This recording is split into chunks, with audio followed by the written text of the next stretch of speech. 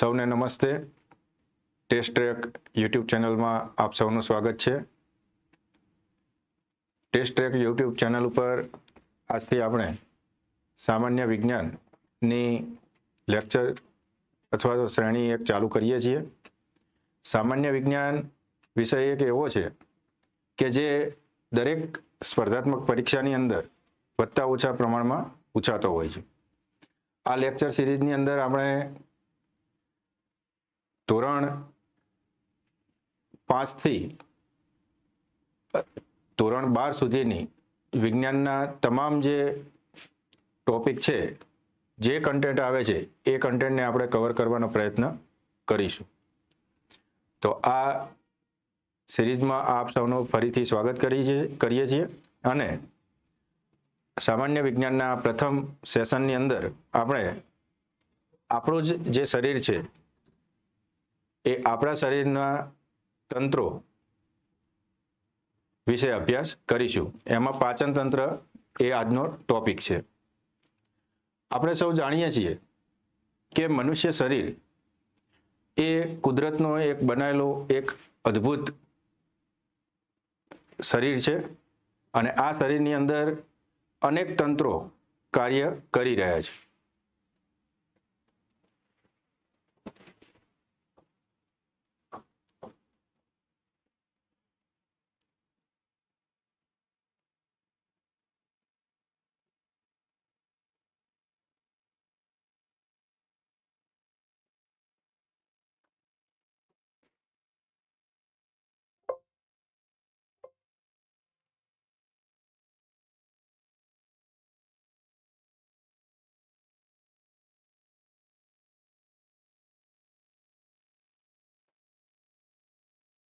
આ આપણા શરીરની અંદર અનેક તંત્રો કાર્યરત છે, જેવા કે એક તો પાચન તંત્રની સાથે સાથે શ્વસન તંત્રની સાથે રુધિરાભિસરણ તંત્ર અથવા પરિવહન તંત્ર, ચેતાતંત્ર, ઉત્સર્જન તંત્ર, એ સિવાય પ્રજનન તંત્ર, અંતઃસ્ત્રાવી તંત્ર, આવા અનેક પ્રકારના તંત્રો કાર્યરત છે. ત્યારે સૌપ્રથમ આપણે પાચન તંત્રથી આપણા સેશનની શરૂઆત કરી રહ્યા છીએ. તો મનુષ્યનું પાચન તંત્ર એ ખૂબ જ અદ્ભુત રીતે કાર્ય કરે છે આપણા શરીરની અંદર. તો એ પાચન તંત્ર કેવી રીતે કાર્ય કરે છે અને સ્પર્ધાત્મક પરીક્ષાની અંદર એમાંથી કેવા કેવા પ્રશ્નો પૂછાય છે એ પણ આપણે જોડે જોડે ચર્ચા કરતા રહીશું. તો શરૂ કરીએ છીએ મનુષ્યનું પાચન તંત્ર. તો આપણો જે શરીર છે એ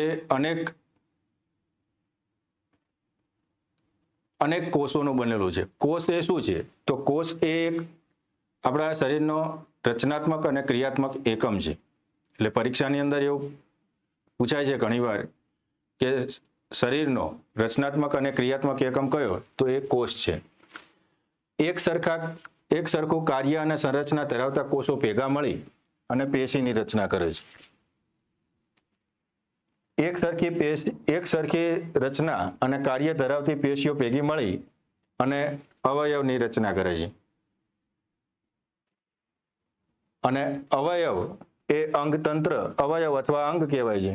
અંગતંત્રો ભેગા મળી અને અંગતંત્રની રચના કરે છે. અને અનેક અંગતંત્રો જેમ કે પાચન તંત્ર, શ્વસન તંત્ર, આવા અનેક તંત્રો ભેગા મળી અને માનવ શરીરની રચના કરે છે.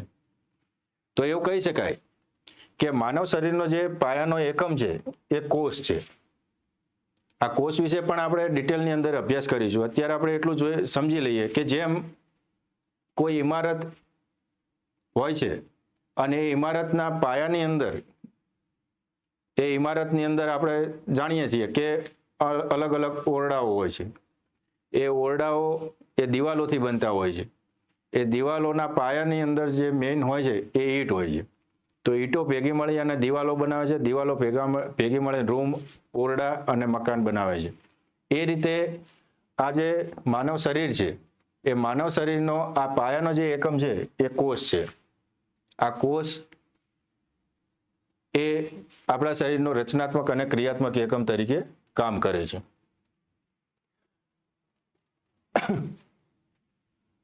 ત્યારબાદ પાચન એટલે શું? આપણને એ પ્રશ્ન થાય. તો પાચન એટલે આપણે જે ખોરાકના જટિલ ઘટકો લઈએ છીએ એ જટિલ ઘટકોનું સરળ ઘટકોમાં રૂપાંતર કરવાની ક્રિયા એને પાચન તરીકે ઓળખવામાં આવે છે. તો આ જટિલ ઘટકો એટલે કયા અને સરળ ઘટકો એટલે શું? તો આપણે જુદા જુદા ખોરાકના ઘટકોનો ઉપયોગ આપણા રોજિંદા ખોરાકની અંદર રોજિંદા જીવનમાં આપણે કરીએ છીએ. જેમ કે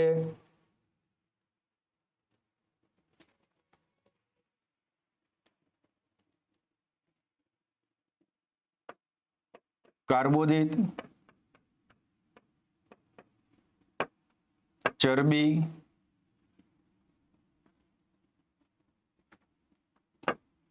પ્રોટીન,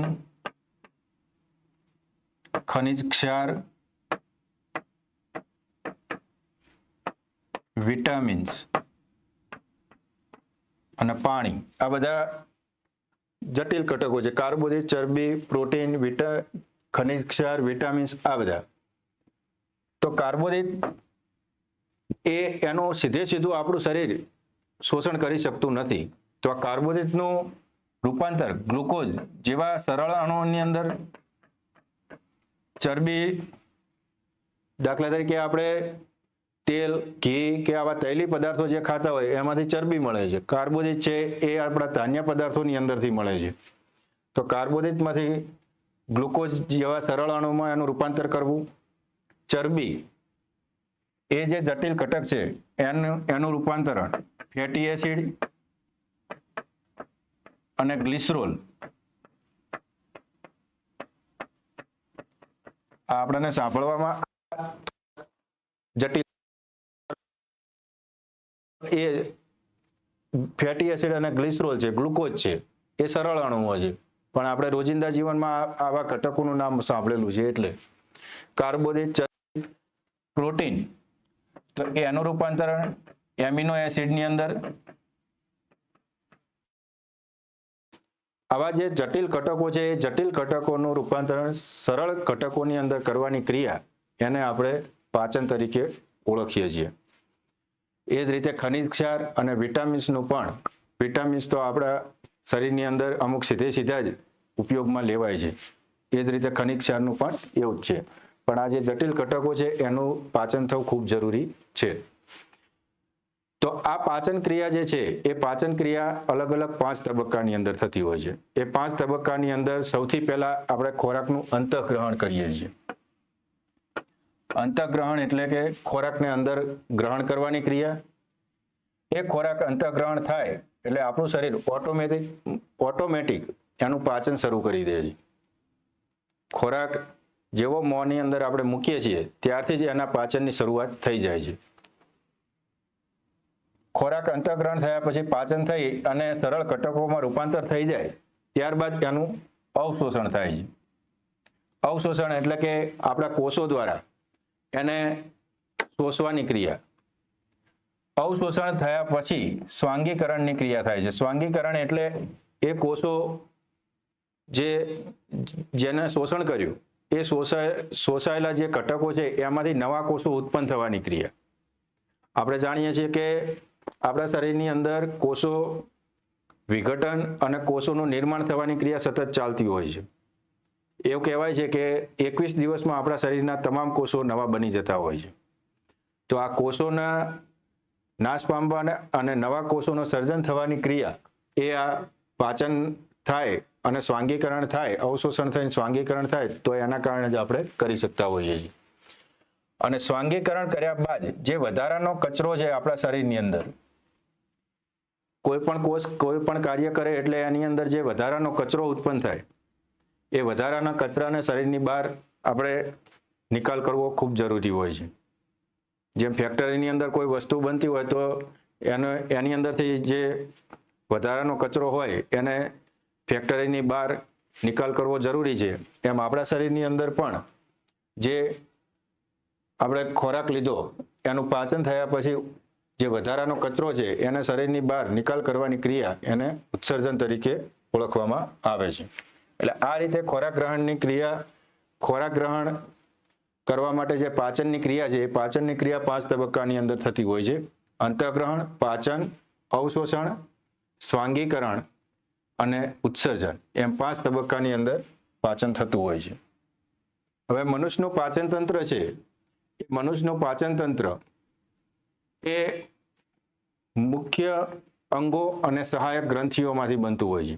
એમાં પાચન તંત્રના જે મુખ્ય અંગો છે, મુખ્ય જે એના ઘટકો છે, એની અંદર મુખદ્વાર એટલે આપણા જે 2 હોઠો વડે ઘેરાયેલું છે એ મુખ અથવા મુખદ્વાર. એના પછી મુખ ગુહા એટલે મુખની કેવિટી, આપણા જે આ હોઠની અંદરની સાઈડે જે પોલાણ છે એ મુખ ગુહા છે. મુખ ગુહાની અંદર કંઠનળી પણ આપણા પાચન તંત્રનો એક ભાગ છે. અન્નનળી, કંઠનળી અને અન્નનળી વચ્ચે કાંઠે ટાંકણ નામનું એક અંગ આવેલું છે. એ અન્નનળી જઠરની અંદર ખુલે છે. જઠર એ નાના આંતરડામાં, નાનું આંતરડું મોટા આંતરડામાં, મોટું આંતરડું મળાશય અને મળદ્વારમાં એ આગળ વધે છે. આમ મુખથી શરૂ કરી અને મળદ્વાર સુધી મનુષ્યના પાચન માર્ગ એ છે એક સળંગ રચના કરે છે. એક સળંગ આખો માર્ગ તૈયાર થાય છે. પાચન માર્ગના મુખ્ય અવયવો છે મુખદ્વાર, મુખ ગુહા, કંઠનળી, અન્નનળી, જઠર, નાનું આંતરડું, મોટું આંતરડું, મળાશય અને મળદ્વાર. આ મુખ્ય પાચન અંગો છે. એની સાથે સાથે જઠર અને નાના આંતરડાની અંદર સહાયક પાચક ગ્રંથિઓ આવેલી છે. સહાયક પાચક ગ્રંથિઓ એટલે શું? તો સહાયક પાચક ગ્રંથિઓ એટલે કે જે પાચનની અંદર સીધો ભાગ નથી લેતી, પણ એના વગર પાચન એ અધૂરું રહે છે. એના જે સ્ત્રાવ થાય છે એ સ્ત્રાવ જો એ ના કરે તો મનુષ્યના શરીરમાં જે પાચન થવું જોઈએ, પાચન થઈ અને જે ઘટકો ઉત્પન્ન થવા જોઈએ એ પ્રોપર રીતે થતા નથી. એટલે પાચનની અંદર સહાય કરે છે. તો એ સહાયક પાચક ગ્રંથિઓ પણ આવેલી છે, જેમાં આપણા મોંના વિસ્તારમાં લાળ ગ્રંથિ આવેલી છે. યકૃત, એની અંદર યકૃત એ પણ વિવિધ સ્ત્રાવ, પિત્તરસનો સ્ત્રાવ કરે છે. અને સ્વાદુપિંડ એ આપણા શરીરની અંદર જે આગળ આપણે આકૃતિ જોઈશું એમાં સ્વાદુપિંડ પેન્ક્રિયાઝ આવેલું છે, એ સ્વાદુરસનો સ્ત્રાવ કરે છે. આવી સહાયક પાચક ગ્રંથિઓ આવેલી છે. એટલે આ મુખ્ય ગ્રંથિઓ, મુખ્ય અંગો અને સહાયક અવયવો આ બધા ભેગા મળી અને પાચન તંત્રની રચના કરે છે. હવે આપણા શરીરની અંદર પાચન કેવી રીતે આગળ વધે છે તો એ આપણે જોઈએ. તો આપણા અંતઃગ્રહણ જે થાય છે શરીરમાં, તો એ આપણા મુખ દ્વારા થાય છે. આ 2 હોઠ વડે જે ઘેરાયેલું મુખ છે એના વડે આપણા ખોરાકનું અંતઃગ્રહણ આપણે કરીએ છીએ. એ ખોરાકનું અંતઃગ્રહણ આપણા શરીરની અંદર થાય એટલે સીધો જે ખોરાક છે એ મુખ ગુહાની અંદર એન્ટ્રી પામે છે. અને મુખ ગુહાની અંદર આપણે જોઈએ તો અલગ અલગ 3 સભ્યો આવેલા છે, જેમ કે દાંત. મુખ ગુહાની અંદર દાંત છે, જીભ આવેલી છે અને લાળ ગ્રંથિ આવેલી છે. આ ત્રણેય આપણા ખોરાકને પાચનની શરૂઆત કરી દે છે. એટલે પરીક્ષામાં એવું કદાચ પૂછાય કે ખોરાકના પાચનની શરૂઆત ક્યાંથી થાય છે, તો જઠરમાંથી નથી થતી. ખોરાકના પાચનની શરૂઆત મુખથી જ શરૂ થઈ જાય છે. તો આપણા શરીરની અંદર મુખ ગુહાથી જે પાચન શરૂ થાય એની અંદર દાંત વડે ખોરાકનો કોળિયો જે આપણે મૂક્યો છે એ કોળિયાનું ચવાણ થાય છે. એને ભરડવામાં આવે છે. એને ખૂબ નાના, શક્ય એટલા નાના જે ઘટકો છે એની અંદર રૂપાંતર કરવામાં આવે છે, ગળવા યોગ્ય તૈયાર કરવામાં આવે છે. એટલે ખોરાકને આપણે જો નાના આંતરડામાંથી વધુમાં વધુ શોષણ કરવું હોય તો એને અહીંયાથી વધુમાં વધુ ચાવી અને આગળ મૂકીએ તો જ આગળ જઈ અને જઠર અને નાનું આંતરડું એને ઓછી કસરત કરવી પડે છે. એટલે એવું કહેવાય છે કે આપણે જે ખોરાકનો કોળિયો ચાવીએ છીએ એ ઓછામાં ઓછો 33 વખત તો ચાવવો જ જોઈએ. એ તમે વિચારજો કે આપણે કેટલી વખત ચાવીએ છીએ. તો પાચનની શરૂઆત મુખ ગુહાથી થાય છે અને ચવણ અને ગળવા યોગ્ય સ્વરૂપે આ દાંત આપણા કરે છે. અને દાંત જ્યારે ચાવતા હોય ત્યારે આપણા શરીરની અંદર જે અહીંયા લાળ ગ્રંથિ આવેલી છે એ સહાયક પાચક ગ્રંથિ છે. એ લાળ ગ્રંથિ પોતાની લાળ એનો સ્ત્રાવ કરે છે. એટલે ખોરાક જે છે એ ખોરાકના દાંત વડે ભરડવાનું કામ ચાલુ હોય ને એની સાથે લાળ પડે છે. એટલે એ જે ખોરાકનો કોળિયો હોય એ લીસો બને છે અને લાળ રસની અંદર જે ઉત્સેચકો હોય છે એમાઇલેઝ અથવા ટાઇલિન એ ઉત્સેચક કાર્બોદિતના પાચનની શરૂઆત કરી દે છે. એટલે મુખ ગુહાની અંદરથી જ પાચનની શરૂઆત થઈ જાય છે. દાંત અને જીભ હોય છે. મુખ એ અનુય અસ્થિ અને દાંતથી બંને બાજુએથી ઘેરાયેલી હોય છે. જીભ જે છે એ જીભ અનુય અસ્થિ અને દાંત વડે એ ઘેરાયેલી છે અને એ પાછળ કંઠનળી સાથે જોડાયેલી હોય છે. આ જે જીભ છે એ પાછળની બાજુએ ફ્રેનુલમ અથવા તો ટંગ ટાઈ ફ્રેનુલમ અથવા ટંગ ટાઈ એના વડે એ જીભ પાછળની બાજુએ જોડાયેલી છે પણ આગળથી એ ખુલ્લી છે. જીભ આપણા શરીરનું એકમાત્ર અવયવ છે કે જેમાં એક પણ હાડકું હોતું નથી. આ આપણા પાચન તંત્રની આકૃતિ છે જેમાં મુખ ગુહાથી આગળ શરૂ કરી અને કંઠનળી અને અન્નનળી હોય છે. આ યકૃત છે અને યકૃતની અંદર પિત્તાશય આવેલું હોય છે. પિત્તાશયમાં પિત્તરસનો સંગ્રહ થાય છે. જઠર અથવા તો સ્ટમક એ ખૂબ જ અગત્યનું આપણા શરીરનું અંગ અને જઠર અને અહીંયાથી નાનું આંતરડું શરૂ થાય ત્યાં વચ્ચેની બાજુએ અહીંયા આ થોડુંક આટલે આવશે સ્વાદુપિંડ આ રહ્યું છે. એટલે પિત્તાશય છે જે પિત્તરસ ઉત્પન્ન કરે છે અને આ સ્વાદુપિંડ છે. આ જે નાનું આંતરડું છે એ નાનું આંતરડું અહીંયાથી શરૂ થઈ જાય છે અને પક્વાશય તરીકે ઓળખવામાં આવે છે. અને આ જે છે એ નાનું આંતરડું છે અને નાનું આંતરડું એ મોટા આંતરડામાં ખુલે છે અને આ મળાશય તરીકે અને અહીંયા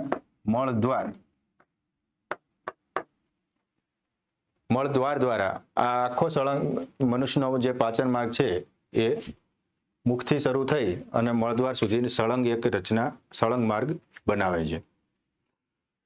તો આપણા શરીરની અંદર મુખ ગુહાની અંદર બે વસ્તુ આવેલી છે ખાસ. એક દાંત છે અને એક જીભ છે અને લાળ ગ્રંથિ છે. લાળ ગ્રંથિ એ સહાયક પાચન અંગ છે. એનો અભ્યાસ આપણે આગળ કરીશું. પણ જે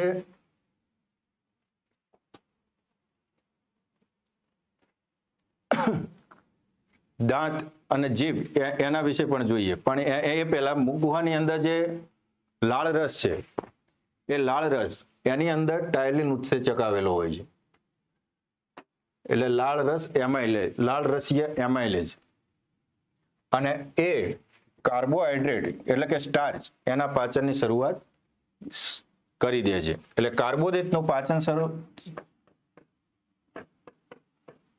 કાર્બોદિત આપણા ખોરાકની અંદર જે કાર્બોદિત હોય રોટલી ખાઈએ કે બાજરી ખાઈએ કે બાજરીનો રોટલો ખાઈએ કે કોઈ પણ ધાન્ય અથવા ગળ્યો પદાર્થ એ ખાઈએ એટલે આની અંદર જે કાર્બોદિત છે એ કાર્બોદિતના પાચનની શરૂઆત આપણા મુખની અંદર જે લાળ છે એ લાળ દ્વારા થઈ જતી હોય છે. અને આ લાળની અંદર કયો ઉત્સેચક હોય છે તો ટાયલિન અથવા લાળ રસીય એમાઇલેજ એ એના પાચનની શરૂઆત કાર્બોદિતના પાચનની શરૂઆત કરી દે છે. લાળ ગ્રંથિ એ એમાઇલેઝ નામના ઉત્સેચકનો સ્ત્રાવ કરે છે અને સ્ટાર્ચનું પાચન કરી અને માલ્ટોઝની અંદર ફેરવે છે. આ માલ્ટોઝ એ શું છે? તો માલ્ટોઝ એ સરળ શર્કરા છે. ગ્લુકોઝ પ્લસ ગ્લુકોઝ કાર્બોહાઈડ્રેટના બે અણુ, આ સરળ સ્વરૂપ છે કાર્બોહાઈડ્રેટનું. એ ગ્લુકોઝના બે અણુઓ ભેગા થાય એટલે માલ્ટોઝ બને છે. એટલે સરળ શર્કરાની અંદર એ રૂપાંતર કરવાનું શરૂ કરી દે છે. પણ એ સાવ સરળ સ્વરૂપમાં હજુ થયું નથી. ગ્લુકોઝમાં એ નાના આંતરડામાં થશે, પણ અહીંયાથી એના પાચનની શરૂઆત કરી દે છે. લાળમાં રહેલો લાઇસોઝાઇમ એ પણ એન્ટીબેક્ટેરિયલ તરીકે વર્તે છે. એટલે આપણી જે લાળ છે એ લાળ એ એક એન્ટીબેક્ટેરિયલ તરીકે પણ કામ કરે છે. એટલે આપણે જેટલો ખોરાકને વધુ ચાહીએ એટલી લાળ વધારે ઉત્પન્ન થાય, અને એટલી લાળ વધારે ઉત્પન્ન થાય તો એ આપણા ખોરાકને અને આપણા શરીરને એ બેક્ટેરિયાથી રક્ષણ આપે છે. એટલે લાઇસોઝાઇમ જે છે એ એન્ટીબેક્ટેરિયલ તરીકે આપણા લાળની અંદર હોય છે. ત્યારબાદ દાંત. મુખ ગુહાની અંદર 3 વસ્તુ હોય છે.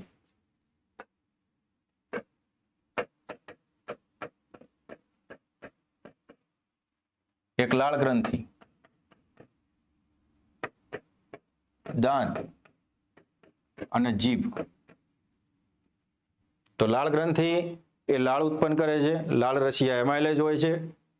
ટાઇલિન નામનો ઉત્સેચક એ કાર્બોદિતના પાચનની શરૂઆત કરી દે છે.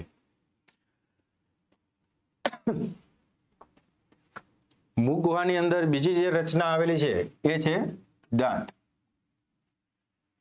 તો દાંત એ આપણા શરીરનો એક ખૂબ જ અગત્યનો ભાગ છે. દાંત એ શેના બનેલા હોય છે? તો કેલ્શિયમ કાર્બોનેટ CaCO3, આ યાદ રાખજો. Ca એટલે કેલ્શિયમ અને CO3 એટલે કાર્બોનેટ.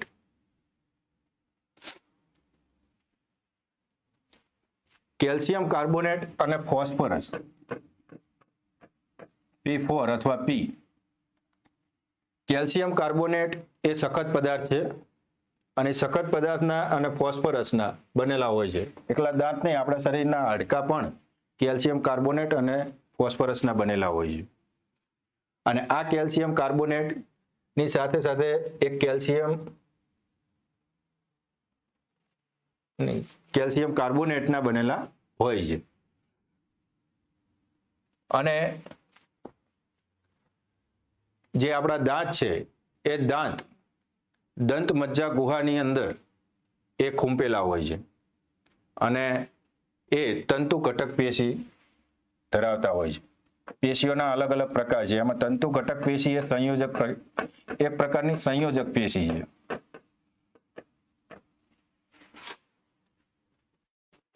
પેશીઓના અલગ આપણે એક આખું ચેપ્ટર છે એમાં ડિટેલમાં અભ્યાસ કરીશું. હાલ તમારે એટલું યાદ રાખવાનું છે કે તંતુ ઘટક પેશી એક સંયોજક પેશી છે, અને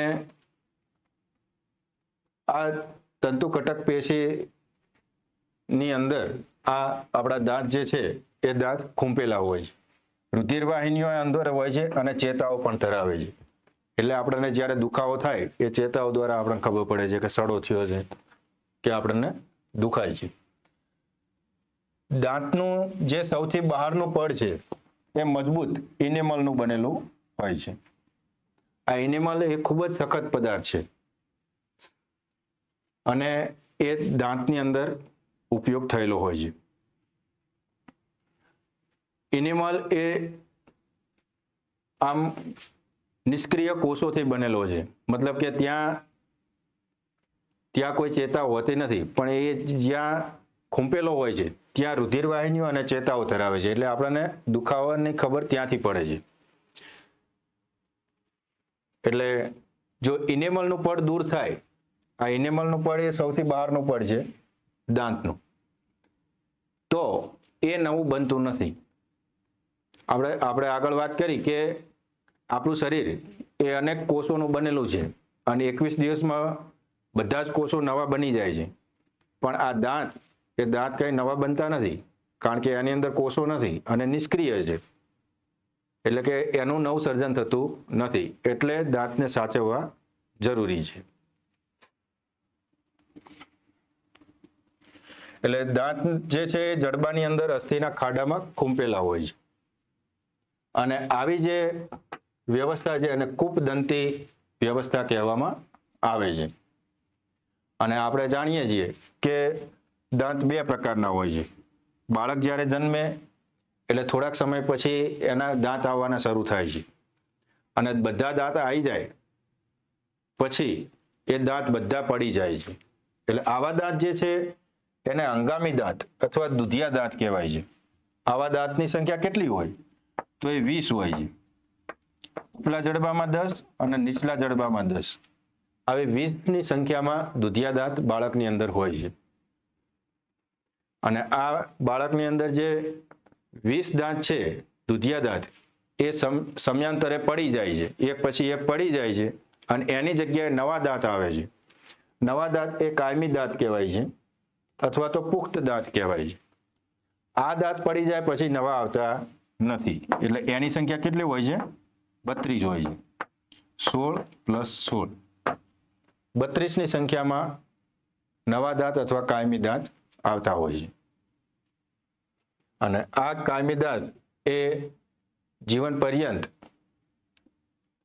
એ જ હોય છે. પછી એ દાંત પડી જાય પછી નવા આવતા નથી મનુષ્યની અંદર. આ જે દાંત છે એ દાંત આપણા શરીરની અંદર 4 પ્રકારના હોય છે. આપણા જડબામાં, નીચલા જડબામાં 16 દાંત અને ઉપલા જડબામાં 16 દાંત, એમ 32 દાંત આવેલા હોય છે. અને આ એક જડબાની અંદર પણ 4 પ્રકારના દાંત હોય છે. એમાં પહેલા જે છે એ છેદક દાંત છે. છેદક દાંત એટલે શરૂઆતના જે દાંત છે આપણા શરીરના, આ જે શરૂઆતનો ભાગ છે એ દાંત છેદક દાંત કહેવાય છે. આ દાંતનો જે આકાર છે એ પાવડા જેવો હોય છે. જે ખેતરની અંદર પાવડો વપરાય છે એવા પાવડા જેવા આકારના છેદક દાંત હોય છે. 8 હોય છે. એટલે નીચલા જડબામાં 4 અને ઉપલા જડબામાં 4, એવા ટોટલ 8 દાંત હોય છે. અને એક અડધું જડબું છે એની અંદર 2 હોય છે. એટલે છેદક દાંત તમે જોઈ શકો છો પાવડા જેવા આકારના હોય છે. આ છેદક દાંત બતાવેલા છે. પછી રાક્ષી દાંત.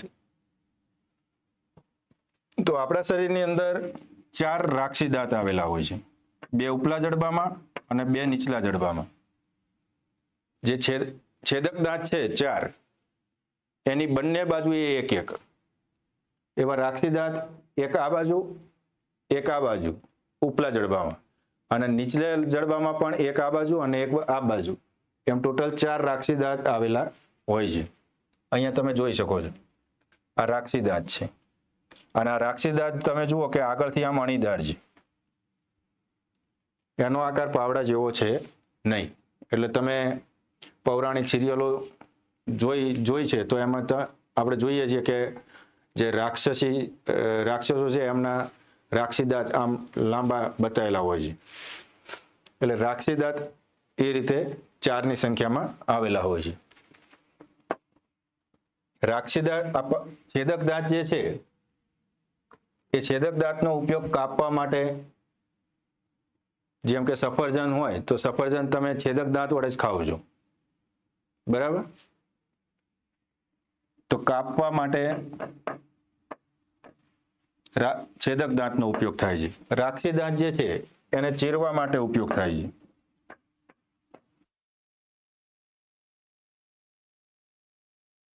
કોઈ કાપડનો ટુકડો એ તમે ચીરવું હોય કોઈ વસ્તુ, તો એના માટે રાક્ષી દાંતનો આપણે ઉપયોગ કરીએ છીએ.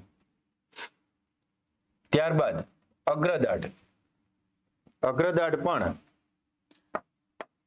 4 + 4, એટલે કે 2 આ બાજુ હોય છે અને 2 આ બાજુ, એટલે 4 રાક્ષી દાંતની બે આ બાજુ હોય છે અને બે આ બાજુ ઉપલા જડબામાં. એ જ રીતે રાક્ષસી દાંતની નીચેની બાજુએ બે આ બાજુ અને બે આ બાજુ 4+4 અગ્રદાંત હોય છે. અને અગ્રદાંતનો ઉપયોગ પરળવા માટે અને ભૂકો કરવા માટે અગ્રદાંતનો ઉપયોગ થાય છે. અને ત્યારબાદ દાઢ. દાઢ જે છે એ 6+6 એટલે કે 6 નીચલા જડબામાં હોય છે અને 6 ઉપલા જડબામાં હોય છે. અને આપણે જે ખોરાકના કણો છે એ ખોરાકના કણોને અત્યંત સૂક્ષ્મ એના સૂક્ષ્મ અણુઓની અંદર રૂપાંતર કરવા માટે આ દાઢનો ઉપયોગ આપણે કરીએ છીએ.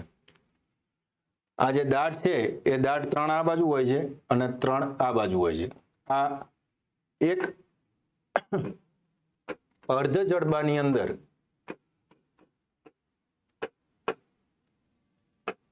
આ રીતની રચના હોય છે 21-23 એટલે કે 2 છેદક દાંત, 1 રાક્ષસી દાંત, 2 અગ્રદાંત અને 3 દાંત. અને એ જ રીતની પેલી બાજુ વ્યવસ્થા હોય છે આ અર્ધ જડબાની અંદર. એટલે આપણા શરીરની અંદર જે દાંત આવેલા હોય છે એ દાંત કેલ્શિયમ કાર્બોનેટના અને ફોસ્ફરસના બનેલા હોય છે. અને અલગ અલગ 4 પ્રકારના દાંત આપણા જે જડબા છે એની અંદર ગોઠવાયેલા હોય છે. અને દરેક દાંત એ અલગ અલગ કાર્ય સાથે જોડાયેલા હોય છે. ત્યારબાદ આપણા શરીરની અંદર જીભ એ પણ ખૂબ અગત્યનું અંગ છે પાચનની અંદર. કારણ કે જીભ વડે જ આપણે આપણા ખોરાકને સ્વાદને પારખીએ છીએ. તો જીભનો જે આકાર હોય છે એ જીભ આ રીતની એનો આકાર હોય છે, આપણને ખબર છે. આ જીભ એ આગળથી ખુલ્લી છે, મતલબ કે એ છૂટી છે, અને પાછળની બાજુએ એ જોડાયેલી હોય છે. એ ફ્રેન્યુલમ નામના પડદા વડે એ પાછળની બાજુએ જોડાયેલી હોય છે. આ યાદ રાખજો.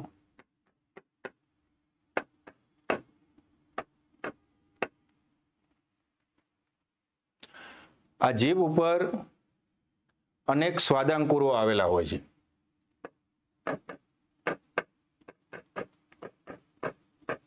અને આ સ્વાદાંકુરો વડે જ આપણે આપણા ખોરાકનો ટેસ્ટ આપણે પારખી શકીએ છીએ. આપણા ખોરાકનો સ્વાદ આપણે પારખી શકીએ છીએ. આ જે જીભ હોય એ જીભની અંદર અલગ અલગ વિભાગની અંદર અલગ અલગ પ્રકારના સ્વાદાંકુરો આવેલા હોય છે. જેમ કે અહીંયા પાછળની બાજુએ આ બાજુએ કડવા સ્વાદ માટેના સ્વાદાંકુરો આવેલા હોય છે. બરાબર. અહીંયાથી આ બાજુએ થોડાક તો અહીંયા ખાટા સ્વાદ માટેના, અહીંયા ખારા સ્વાદ માટેના, અહીંયા ગળ્યા સ્વાદ માટેના,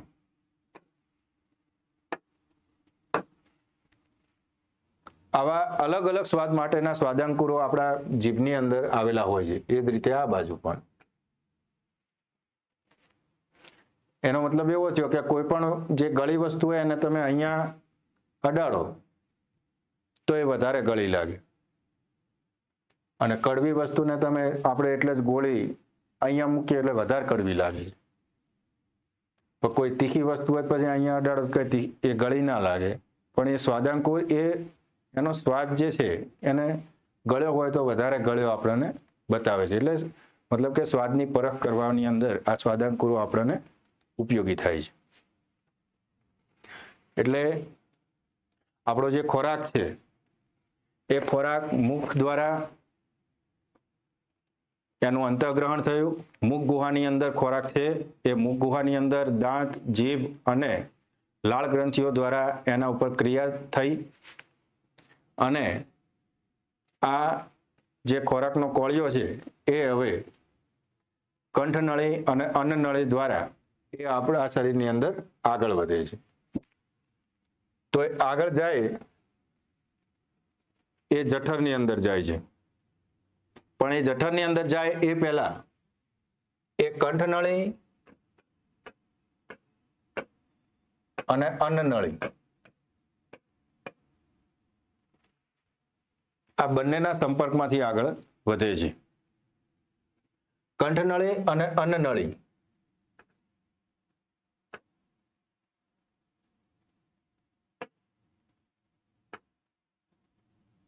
આ રીતે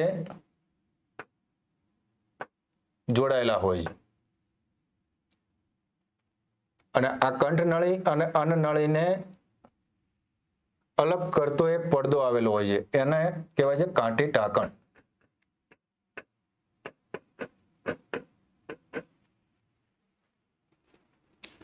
એટલે જ્યારે આપણે ખોરાક ખાતા હોઈએ ત્યારે આ જે કાંટી ટાંકણ છે એ કાંટી ટાંકણ કંઠનળી ઉપર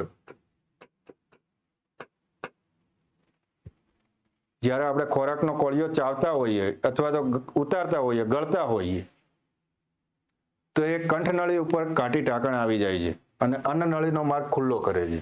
એટલે અન્નનળી દ્વારા એક ખોરાકનો કોળિયો સરળતાથી આપણા શરીરની અંદર આગળ વધે છે. કંઠનળીની જે લંબાઈ છે એ 12.5 સેમી આશરે હોય છે. આપણા શરીરની અંદર કંઠનળીની લંબાઈ 12.5 સેમી જેટલી હોય છે અને અન્નનળી જે છે એ અન્નનળીની લંબાઈ 23 થી 25 સેમીની હોય છે.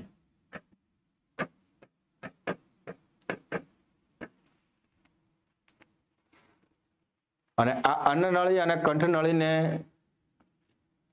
મેનેજ કરતું જે એક આવેલું છે પડદો, એને કહેવાય છે કાંટી ટાંકણ. અને આ કાંટી ટાંકણ જ્યારે આપણે બોલતા હોઈએ અથવા તો કોઈ અન્ય ક્રિયા ગળવા સિવાયની કરતા હોઈએ ત્યારે જે કાંટી ટાંકણ છે એ અન્નનળી ઉપર હોય છે. જ્યારે ચાવવાનું થાય એટલે કાંટી ટાંકણ કંઠનળી ઉપર આવી જાય છે. એટલા માટે જ આપણને બાળપણથી એવું કહેવામાં આવે છે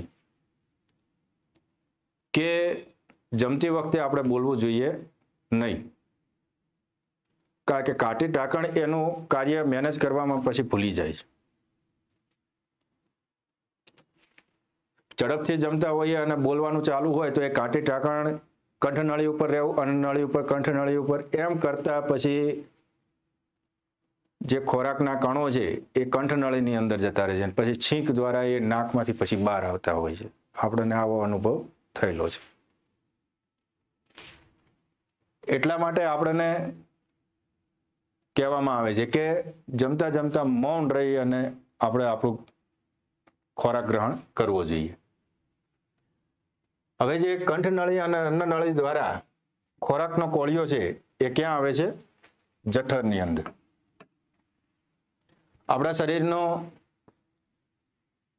અતિ અગત્યનો ભાગ જઠર, સ્ટમક અંગ્રેજીમાં, એ પાચન માર્ગનો સૌથી પહોળો ભાગ છે. જઠર જે છે એ જઠર એ આ રીતનો અતિ પહોળો ભાગ છે પાચન માર્ગનો. અને ઉદર પ્રદેશની અંદર, ઉદર પ્રદેશ એટલે શું? તો ઉદર એટલે આપણા શરીરનો પેટનો વિસ્તાર, છાતીનો વિસ્તાર છે એને ઉરસ પ્રદેશ કહેવાય. ઉરસ પ્રદેશની અંદર પાંસળી અને ફેફસાઓ આવેલા છે. તો એ ઉરસ પ્રદેશ નહીં, પણ આ જે ઉદર પ્રદેશની અંદર ડાબી બાજુએ જઠર આવેલું હોય છે. એટલા માટે આપણને જમ્યા પછી ડાબે પડખે સૂવાનું કહેવામાં આવે છે કે જેથી જઠરને એનું ક્રિયા કરવામાં સરળતા. ડાબી બાજુએ આવેલું હોય છે. એનો આકાર યુ આકાર અથવા જે આકાર જેવો હોય છે અને સ્નાયુની બનેલી આ કોથળી છે. જે જઠર છે એ જઠર એ 3 ભાગની અંદર વિભાજિત થયેલું હોય છે. જે જઠર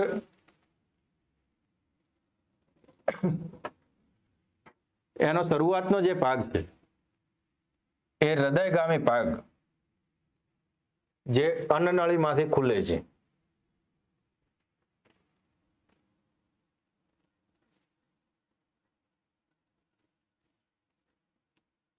આપણું જે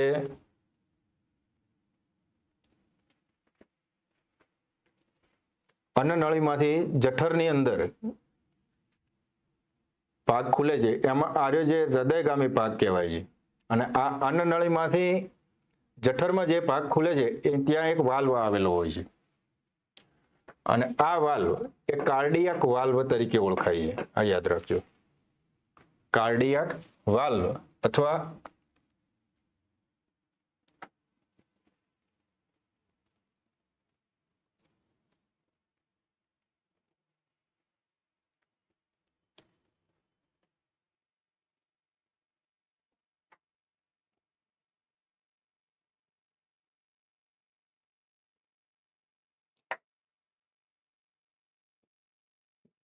થઈ ગયું પેલું.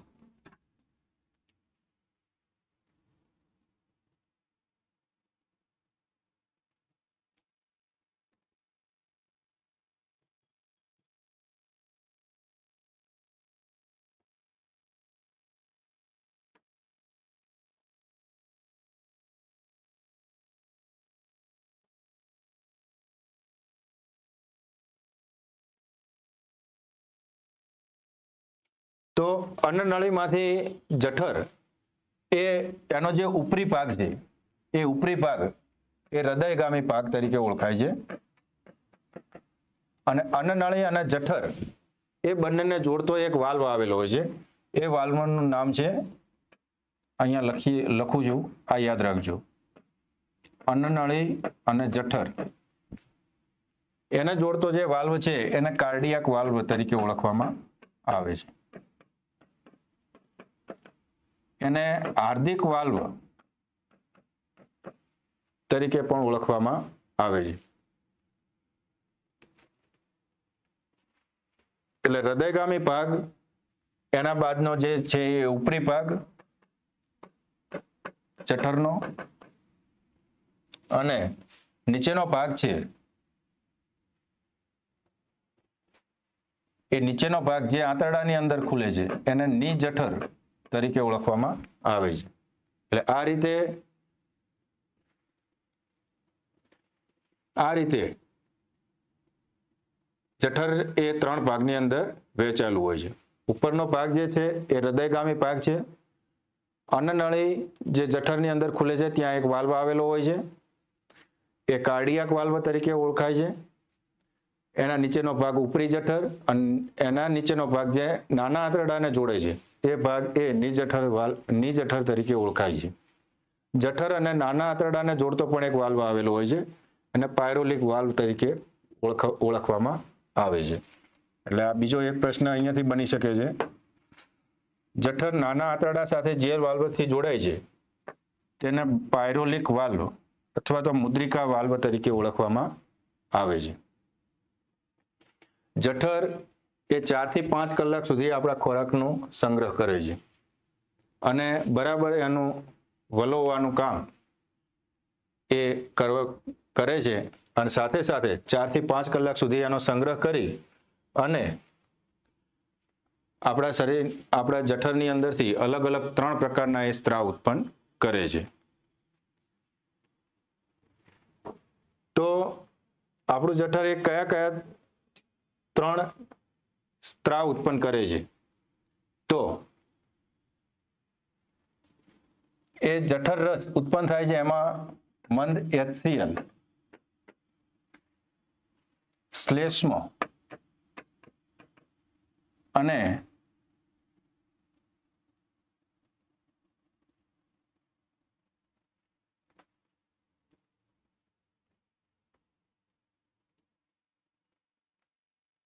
પેપ્સિન, આવા 3 પ્રકારના એ સ્ત્રાવ ઉત્પન્ન કરે છે. મંદ HCl એટલે કે હાઇડ્રોક્લોરિક એસિડ. તો આપણા શરીરની અંદર મંદ HCl ઉત્પન્ન કરે છે જઠર. આપણે જે ખોરાકનો કોળિયો ખાધો હોય એની સાથે સાથે આપણે જાણીએ છીએ કે હવામાં અનેક સૂક્ષ્મજીવો છે, બેક્ટેરિયા, વાયરસ, લીલ, ફૂગ, પ્રજીવો, આ બધા હોય છે.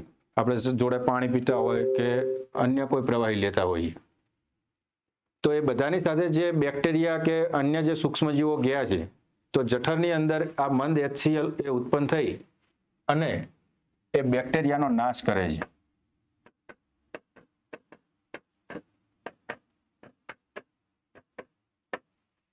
બેક્ટેરિયાનો નાશ કરવાનું કાર્ય કરે છે અને જઠરની અંદર એક એસિડિક માધ્યમ ઉત્પન્ન કરે છે. એટલે મંદ HCl એ બેક્ટેરિયાનો નાશ કરે છે અને સાથે સાથે એ જે પેપ્સિન હોય, નિષ્ક્રિય પેપ્સિન, એ પેપ્સિનોજનને સક્રિય પેપ્સિનની અંદર ફેરવે છે અને એ આ પેપ્સિનોજન અને પેપ્સિન એ બંને એ પ્રોટીનના પાચનની અંદર સંકળાયેલા હોય છે.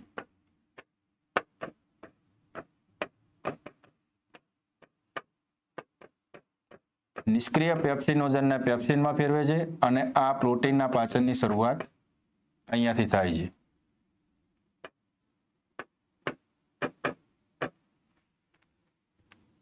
તો કાર્બોદિતના પાચનની શરૂઆત આપણે મુખ ગુહાથી થાય છે અને પ્રોટીનના પાચનની શરૂઆત જઠરની અંદર થાય છે.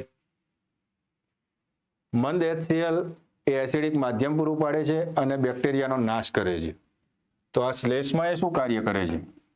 તો જે શ્લેષ્મ છે એ આપણું જઠર જે હોય એ જઠરની અંદર આ જે જઠરની દિવાલો છે એ દિવાલોની સાથે એ ચોંટી જાય છે અને એ શ્લેષ્મ ચોંટી જાય છે એટલે જે મંદ HCl ઉત્પન્ન થયો છે આપણા શરીરની અંદર જઠરમાં, એ મંદ HCl એ જઠરની દિવાલોને નુકસાન ના કરે તો એ નુકસાનને અટકાવવા માટે રક્ષણાત્મક તરીકે શ્લેષ્મ કાર્ય કરે છે. એટલે શ્લેષ્મ એ જઠરની દિવાલોનું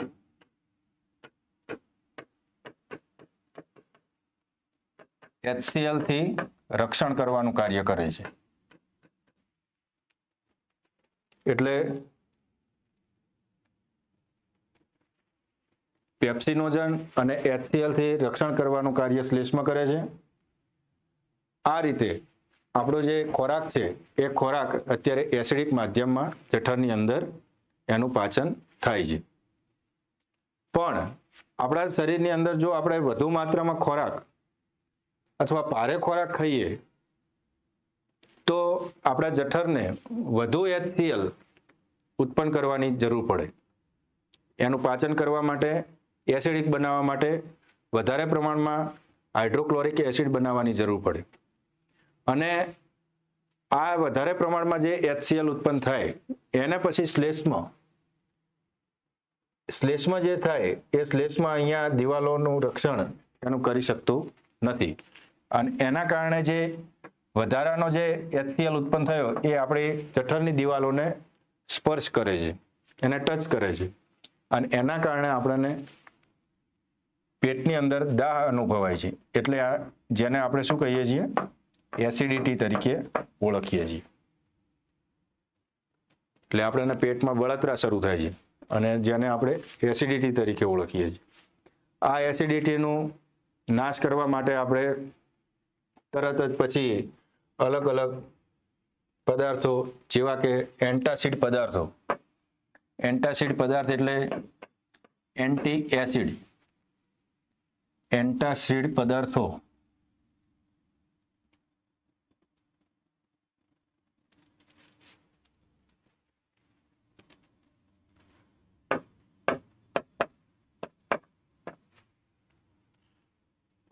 એન્ટાસિડ પદાર્થો આપણે ઉપયોગમાં લઈએ છીએ. એટલે એસિડ અને બેઝ, આ એન્ટાસિડ પદાર્થોની અંદર બેઝિક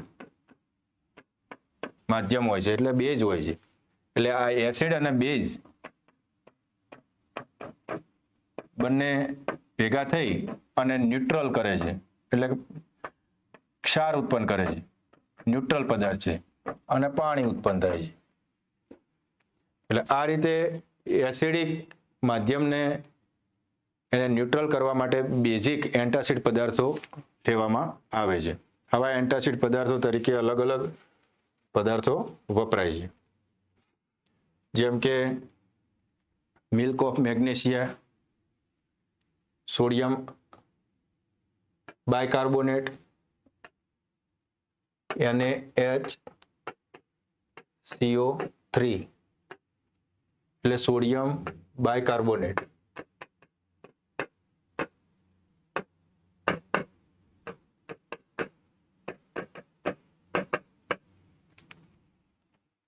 આપણે જે ઈનો કે બીજી જે પડીકીઓ જે એસિડિટી થાય એટલે ઉપયોગમાં લઈએ છીએ એની અંદર આવા પદાર્થો હોય છે, સોડિયમ બાયકાર્બોનેટ અને મિલ્ક ઓફ મેગ્નેશિયા જેવા પદાર્થો, જેને પાણી સાથે મિશ્ર કરી અને પીવામાં આવે એટલે એસિડ સાથે પ્રક્રિયા કરી અને એને તટસ્થીકરણની પ્રક્રિયા કહેવાય છે. એ તટસ્થ કરી નાખે છે.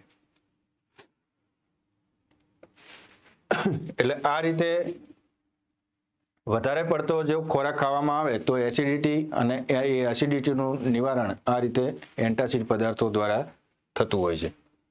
જઠર રસ એ પ્રોટીનનું પેપ્ટોન અને પ્રોટીયોઝમાં રૂપાંતર કરે છે. પ્રોટીયોઝમાંથી પેપ્ટાઇડમાં રૂપાંતર કરે છે. તો આ પેપ્ટોન અને પ્રોટીયોઝ એ શું છે? તો એ પ્રોટીનના સરળ ઘટકોમાં રૂપાંતર શરૂ થયું છે.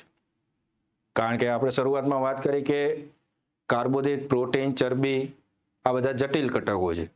તો એના પાચનની શરૂઆત, કાર્બોદિતના પાચનની શરૂઆત માલ્ટોઝમાં રૂપાંતર મુખ ગુહાની અંદર થયું. હવે પ્રોટીનના પાચનની શરૂઆત અહીંયાથી થાય છે. નિષ્ક્રિય પેપ્સિનોજન એ ઉત્પન્ન થઈ અને પેપ્સિનમાં રૂપાંતર કરે છે અને તેના કારણે એ પેપ્ટોન અને પ્રોટીયોઝ એ પ્રોટીયોઝમાંથી પેપ્ટાઇડ બને છે. પણ હજી એનું સરળ ઘટકમાં રૂપાંતર નથી થયું. એ નાના આંતરડામાં થશે. એને એમિનો એસિડ કહેવાય છે. પ્રોટીનનું જે સરળ સ્વરૂપ છે એને એમિનો એસિડ તરીકે ઓળખવામાં આવે છે. આ જે એમિનો એસિડ સરળ ઘટકમાં રૂપાંતર એ નાના આંતરડામાં થશે. પણ પ્રોટીનના પાચનની શરૂઆત એ જઠરની અંદર થઈ જાય છે. એટલે પ્રોટીનનું પેપ્ટોન અને પ્રોટીયોઝ અને પેપ્ટાઇડ એના સરળ ઘટકોમાં રૂપાંતર કરવાનું કાર્ય કરે છે. રેનિન એ નાના બાળકોની અંદર પ્રોટીયોલાઇટિક ઉત્સેચક તરીકે કામ કરે છે અને દૂધની અંદર જે પ્રોટીન હોય એ પ્રોટીનને પચાવવામાં મદદ કરે છે. રેનિન આપણને ખ્યાલ છે કે દૂધ એક સંપૂર્ણ ખોરાક છે, સંપૂર્ણ આહાર કહેવાય છે. કારણ કે દૂધની અંદર આપણા શરીરને જરૂરી એવા તમામ પોષક તત્વો, કાર્બોદિત, પ્રોટીન, ચરબી, વિટામિન નથી હોતું અને ખનિજ ક્ષાર એ બધા જ મોટા ભાગના શરીરને જરૂરી તત્વો હોય છે. એટલે દૂધ એ સંપૂર્ણ આહાર કહેવાય છે. નવજાત જે શિશુ હોય એને દૂધ આપવામાં આવે છે તો એ દૂધની અંદર રેનિન નામનું તત્વ હોય છે અને એ જે રેનિન છે એ પ્રોટીયોલાઇટિક ઉત્સેચક છે. જે રેનિન, પ્રોટીયોલાઇટિક આ બધું જ જે વર્ડ છે એ પ્રોટીનના પાચન સાથે સંકળાયેલા હોય છે. આપણું જે જઠર છે એ જઠર રસ ઉત્પન્ન કરે છે. એ જઠર રસ એ આશરે 3 થી 4 લીટર એક દિવસમાં ઉત્પન્ન કરે છે. એટલે જઠર રસ એક દિવસમાં 3 થી 4 લીટર જેટલો ઉત્પન્ન થાય છે. આ જઠરની શોધ જે થઈ એ એક નાટકીય રીતે થઈ હતી. જેમ કે વિલિયમ બ્યુમોન્ટ નામના એક સર્જન હતા અને એમની પાસે એક સૈનિક આવ્યા હતા અને એ સૈનિકનું એમને ગોળી વાગી હતી. એમનો જ્યારે એમનું કન્સલ્ટિંગ કરતા હતા, જ્યારે તપાસ કરી ત્યારે એમને જોયું કે એક કોથળી આવેલી છે શરીરમાં અને એ કોથળી એ અલગ અલગ પદાર્થો ઉત્પન્ન કરે છે, સ્ત્રાવ કરે છે, જે જઠર રસ. અને જઠર રસની અંદર આ જે 3 પદાર્થો HCl, શ્લેષ્મા અને નિષ્ક્રિય પેપ્સિનોજન, પેપ્સિન, એ વિલિયમ બ્યુમોન્ટ એમને ગેસ્ટ્રિક ફિઝિયોલોજીના એના કારણે પિતા તરીકે ઓળખવામાં આવે છે. કારણ કે જે આર્મી મેન હતો એના જઠર વિશેનો અભ્યાસ કરી અને એમને જઠરની અંદર જે ઉત્પન્ન થતા સ્ત્રાવો છે એ સ્ત્રાવનો અભ્યાસ કરેલો છે.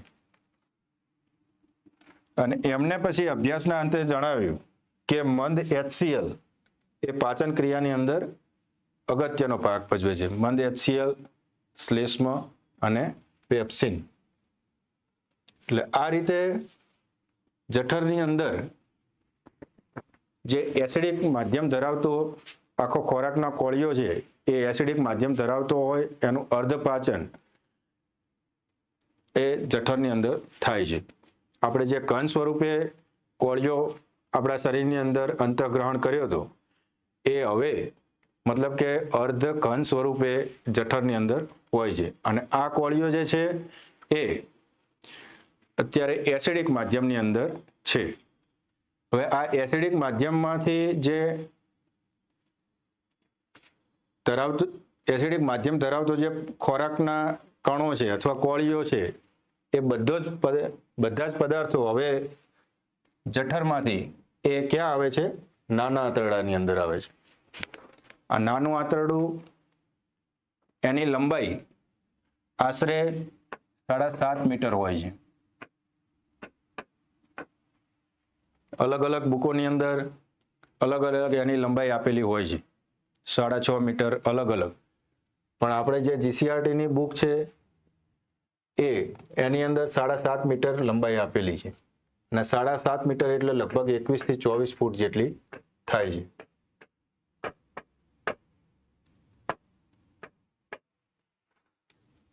એટલે નાના આંતરડાની લંબાઈ 7.5 મીટર છે, પણ એનો વ્યાસ એ નાનો છે. એટલે વ્યાસ નાનો હોવાના કારણે એને નાનું આંતરડું તરીકે ઓળખવામાં આવે છે. એનો વ્યાસ નાનો હોય છે એટલે કેટલો હોય છે? તો આશરે 2.5 સેમી, 2.5 સેમી જેટલો એનો વ્યાસ હોય છે. એટલે નાનું આંતરડું એ આપણા શરીરનું ખૂબ જ અગત્યનું એક પાચન અંગ છે અને એની લંબાઈ 7.5 મીટર છે. આપણા શરીરના મોટા ભાગના જે ઘટકો છે એ ઘટકોનું સંપૂર્ણ પાચન અહીંયા નાના આંતરડામાં થઈ જાય છે. નાનું આંતરડું એ 3 ભાગની અંદર વિભાજિત થયેલું હોય છે. તો નાના આંતરડા જે જઠરની અંદરથી આવે છે એ જઠરની અંદરથી આવે પછી અહીંયા આવી એક આવો પાસ બને છે સી આકાર જેવો. એ શરૂઆતનો જે ભાગ છે એને પક્વાશય તરીકે ઓળખવામાં આવે છે.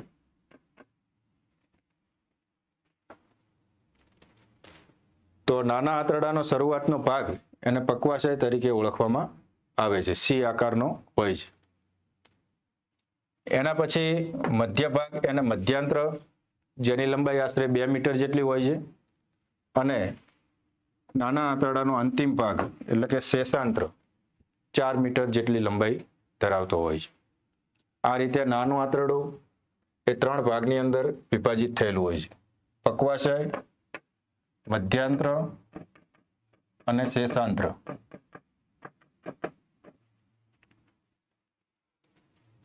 એમાં મધ્યાંત્રની લંબાઈ 2 મીટર જેટલી હોય છે અને શેષાંત્રની લંબાઈ 4 મીટર જેટલી હોય છે. નાના આંતરડાની અંદર આપણા શરીરના જે સહાયક પાચક ગ્રંથિઓ છે, જેમ કે યકૃત અને સ્વાદુપિંડ, એ બંનેના સ્ત્રાવ પણ આ નાનું આંતરડું ગ્રહણ કરે છે. નાના આંતરડાની અંદર એનો સ્ત્રાવ થાય છે. પક્વાશય જે શરૂઆતનો ભાગ છે નાના આંતરડાનો, એ ટ્રિપ્સિન, એમાઇલેજ અને લાઇપેઝ ઉત્સેચક ઉત્પન્ન કરે છે. એ આ 3 પ્રકારના ઉત્સેચકો ધરાવે છે. ટ્રિપ્સિન એ પ્રોટીનના પાચન સાથે સંકળાયેલો છે. ટ્રિપ્સિન, પેપ્સિન, પેપ્સિનોજન આ બધા પ્રોટીનના પાચન સાથે સંકળાયેલા છે. એમાઇલેજ એ સ્ટાર્ચના પાચન સાથે સંકળાયેલો છે, કાર્બોદિત અથવા સ્ટાર્ચ. અને લાઇપેઝ એ ચરબી અથવા તો લિપિડ એના પાચન સાથે સંકળાયેલા છે.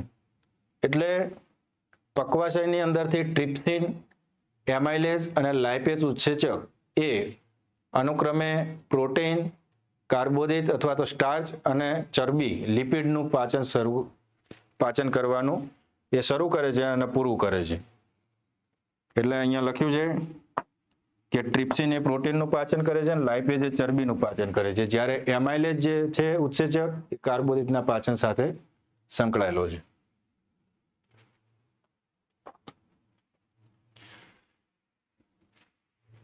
સૌથી વધારે સમય જો ખોરાક રોકાતો હોય તો એ નાના આંતરડામાં થાય છે. 6 થી 7 કલાક જેટલો ખોરાક અહીંયા રોકાય છે અને સંપૂર્ણ પાચન અહીંયા એનું પૂર્ણ થાય છે. જે જઠરમાંથી ખોરાક આવેલો છે એ જઠરમાંથી ખોરાક આવેલો છે એમાં મંદ HCl ઉત્પન્ન થયો હતો, એટલે એ જે ખોરાકનું અર્ધઘન સ્વરૂપ છે એ બધું એસિડિક માધ્યમ છે. અને અહીંયા નાના આંતરડામાં માધ્યમ બેઝિક થાય છે. તો એ બેઝિક કેવી રીતે થાય? તો એનું કારણ એ છે કે નાના આંતરડાની અંદર યકૃત એ પોતાનો સ્ત્રાવ કરે છે. યકૃતની અંદર પિત્તાશય નામનું એક અંગ આવેલું છે, એક કોથળી આવેલી છે, અને આ પિત્તાશય એ પિત્તરસ ઉત્પન્ન કરે છે, એનો સંગ્રહ કરે છે. પિત્તરસનું કારખાનું કહેવાય છે યકૃત. અને અંગ્રેજીમાં લીવર કહેવાય છે.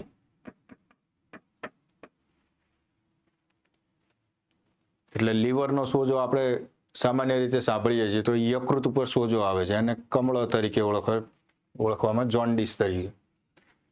તો યકૃત એની અંદર પિત્તાશય નામની કોથળી આવેલી હોય છે, અને એ પિત્તાશય એની અંદર પિત્તરસ સંગ્રહાયેલો હોય છે, અને એ પિત્તરસ એ બેઝિક માધ્યમ માટે ખૂબ જ અતિ અગત્યનો છે.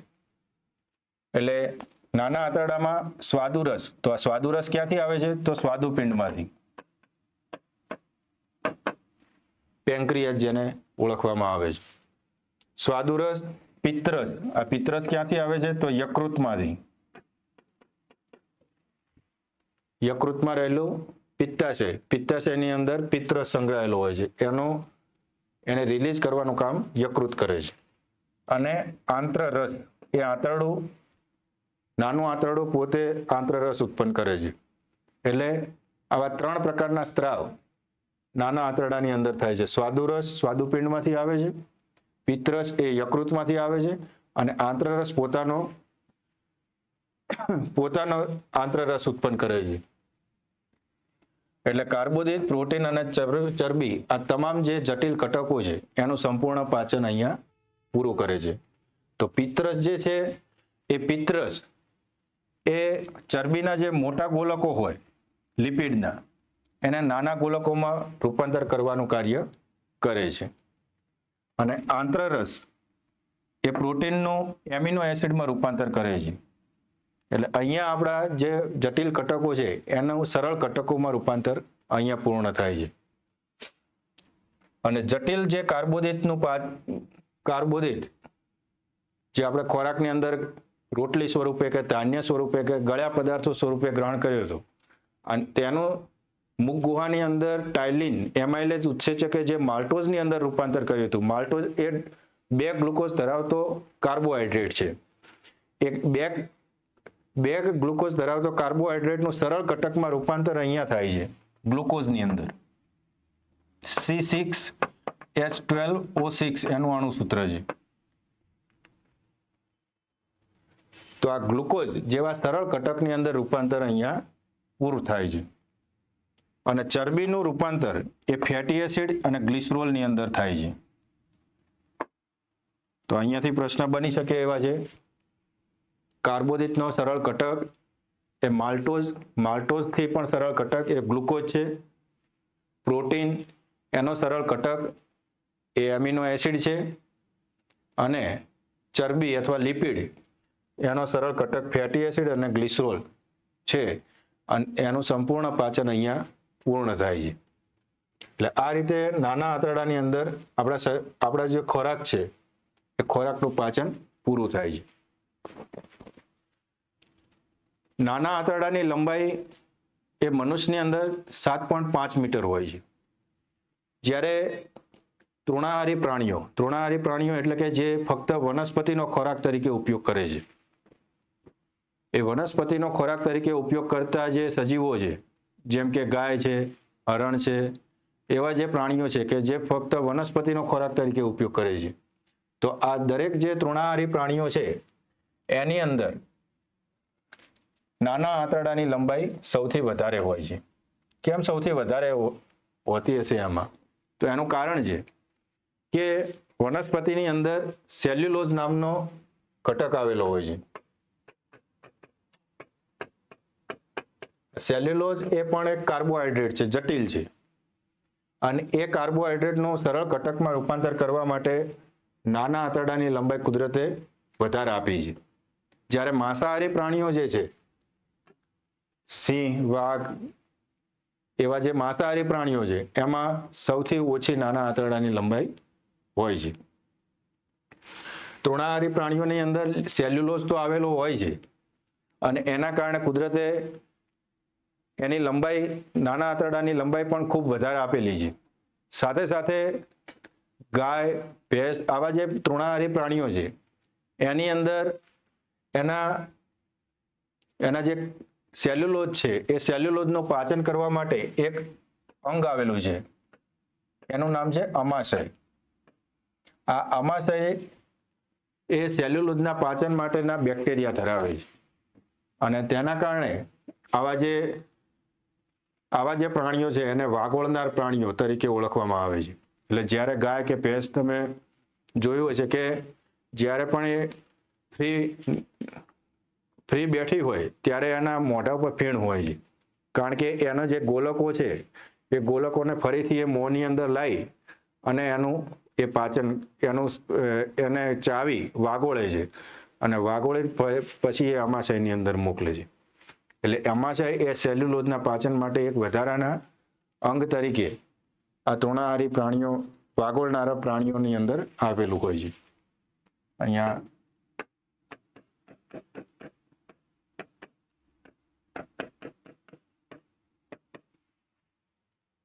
એટલે આ રીતે નાના આંતરડાની લંબાઈ તૃણાહારીઓમાં સૌથી વધુ અને માંસાહારીઓમાં સૌથી ઓછી હોય છે.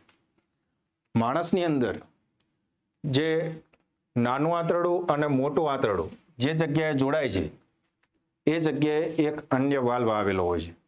એ વાલ્વને ઇલિયોસિકલ વાલ્વ તરીકે ઓળખવામાં આવે છે.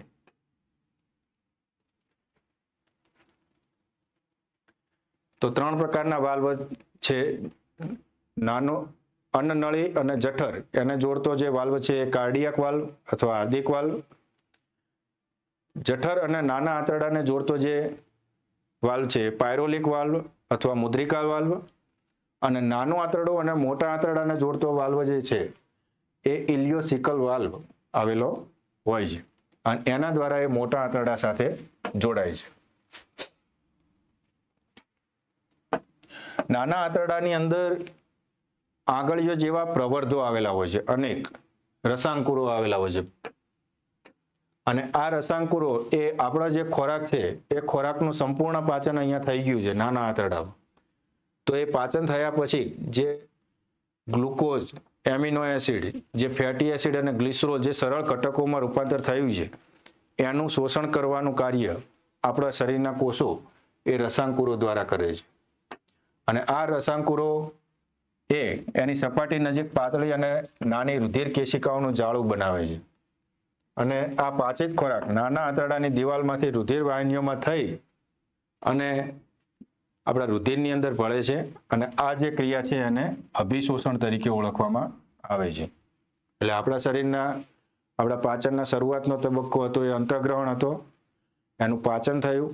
પાચન થયા પછી નાના આંતરડાની અંદર જે રસાંકુરો હોય છે, આંગળી જેવા પ્રવર્ધો હોય છે, એ પ્રવર્ધો એનું અભિશોષણ કરે છે, અને આ અભિશોષણ થઈ અને એ રુધિર વાહિનીઓની અંદર જે રુધિર છે એ રુધિર દ્વારા એ શરીરના જુદા જુદા અંગો સુધી પહોંચે છે, અને આ અંગો સુધી પહોંચે અને જ્યાં આ અંગો જે છે એ અંગો વિવિધ ઘટકોના બંધારણમાં એને વાપરે છે, નવા કોષો બનાવવાની અંદર વાપરે છે, તો આ જે ઘટના છે એને સ્વાંગીકરણ તરીકે ઓળખવામાં આવે છે. તો અભિશોષણ થયા પછી કોષો તેનું નવા કોષોની અંદર એનું રૂપાંતર કરે છે, નવા સેલ બનાવવા, પેશી બનાવવામાં એનો ઉપયોગ થાય છે. તો આ જે ક્રિયા છે એ ક્રિયાને સ્વાંગીકરણ તરીકે ઓળખવામાં આવે છે. તો આ રીતે નાનું આંતરડું એની અંદર સંપૂર્ણ પાચન પૂરું થાય છે. ત્યારબાદ ખોરાક મોટા આંતરડાની અંદર આવે છે. મોટો આંતરડો એનો વ્યાસ વધારે હોવાના કારણે તેને મોટું આંતરડું કહેવાય છે. બાકી તેની લંબાઈ 1.5 મીટર જ હોય છે, એટલે કે આશરે 5 ફૂટ જેટલી હોય છે. નાના આંતરડાની લંબાઈ 7.5 મીટર 21 થી 24 ફૂટ હોય છે, જ્યારે મોટા આંતરડાની લંબાઈ 1.5 મીટર 1.5 મીટર જેટલી હોય છે અને 5 ફૂટ જેટલી હોય છે. તેનો વ્યાસ નાના આંતરડા કરતાં વધારે હોય છે. મોટા આંતરડામાં કોઈ પ્રકારનું પાચન થતું નથી, કારણ કે સંપૂર્ણ પાચન નાના આંતરડામાં પૂરું થઈ ગયું છે અને અભિશોષણ પણ થઈ ગયું છે. તો અહીંયા ફક્ત હવે આપણા ખોરાકનું પાચન થયું, એના અંતઃગ્રહણ કર્યો, પાચન થયું, અભિશોષણ થયું, સ્વાંગીકરણ થયું. હવે જે વધે છે એ ઉત્સર્જનના ભાગ તરફ આગળ ખોરાક વધે છે. ખોરાક નહીં પણ તેનો જે શેષ ભાગ છે. મોટું આંતરડું એ અધાંત્ર, કોલોન અને મળાશય ધરાવે છે અને અધાંત્રની અંદર એક નાની બંધ કોથળી જેવી રચના આવેલી હોય છે, આંગળી જેવો પ્રવર્ધ હોય છે, જેને આંત્રપૂછ એટલે કે એપેન્ડિક્સ તરીકે ઓળખવામાં આવે છે. ઘણીવાર આ અધાંત્રની જે લંબાઈ છે એનો જે પ્રવર્ધ છે એ પ્રવર્ધની લંબાઈ સામાન્ય કરતાં વધી જાય તો એ દુખાવો કરે છે અને દુખાવો થાય તો એ એપેન્ડિક્સ કહેવાય છે અને એ એપેન્ડિક્સને પછી ઓપરેશન દ્વારા દૂર કરવામાં આવે છે, એટલે આંત્રપૂછ કહેવાય છે. આ પાચન તંત્રનો અંતિમ ભાગ છે અને પાચન અને અવશોષણ કશું બાકી નથી રહેતું, પણ જે અપાચિત ખોરાક છે એ અપાચિત ખોરાકમાં આપણા શરીરના જે જરૂરી ઘટકો હોય, જરૂરી ક્ષારો હોય, જરૂરી પાણી હોય, એ બધાનું આ અવશોષણ કરે છે મોટું આંતરડું. અને જે અપાચિત ખોરાક છે એ અપાચિત ખોરાકને એ આગળ તરફ ધકેલે છે. એટલે ખોરાક બધો આવે છે મળાશયની અંદર. મળાશય એ આપણા પાચન માર્ગનો અંતિમ ભાગ છે અને મળાશય પછી મળ દ્વાર આવે છે, જેના દ્વારા અપાચિત ખોરાક બહાર નીકળે છે. ન પચેલો બધો ખોરાક મળાશયમાં ભેગો થાય છે અને મળ સ્વરૂપે એ બહાર નીકળે છે. મળની અંદર સ્કેટોલ નામનું એક ફિનોલિક દ્રવ્ય આવેલું હોય છે, ફિનોલિક સંયોજન આવેલું હોય છે. આ સ્કેટોલના કારણે મળ એ દુર્ગંધ મારે છે, એટલે દુર્ગંધ ઉત્પન્ન થવા માટેનું આ કારણ છે. સ્કેટોલ નામનું ફિનોલિક સંયોજન છે, એક કાર્બનિક સંયોજન છે. એટલે આ રીતે મળાશયમાંથી મળદ્વાર વાટે અપાચિત ખોરાકનું ઉત્સર્જન આપણું શરીર કરે છે.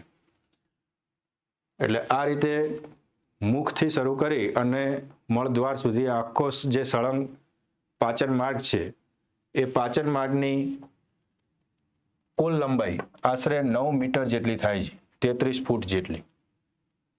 એટલે આપણા સળંગ પાચન માર્ગની લંબાઈ 9 મીટર જેટલી થાય છે. એટલે આ રીતે ખોરાકનું અલગ અલગ તબક્કાની અંદર પાચન થઈ અને અપાચિત ખોરાકનું ઉત્સર્જન થાય છે. એની સાથે સાથે કેટલીક સહાયક પાચક ગ્રંથિઓ પણ કામ કરે છે. તો એ સહાયક પાચક ગ્રંથિઓ કઈ છે? એ લાળ ગ્રંથિમાં કેટલા પ્રકારની છે, એમાં કયા ઉત્સેચકો છે, સ્વાદુપિંડ શું ઉત્પન્ન કરે છે અને યકૃત એ શું ઉત્પન્ન કરે છે, એના વિશેનો જે વધારે માહિતી છે એ આપણે આવતા લેક્ચરમાં જોઈશું. આ સેશન તમને કેવું લાગ્યું? તમારા પ્રતિભાવો અવશ્ય આપજો. તમારો ખૂબ ખૂબ આભાર. ધન્યવાદ.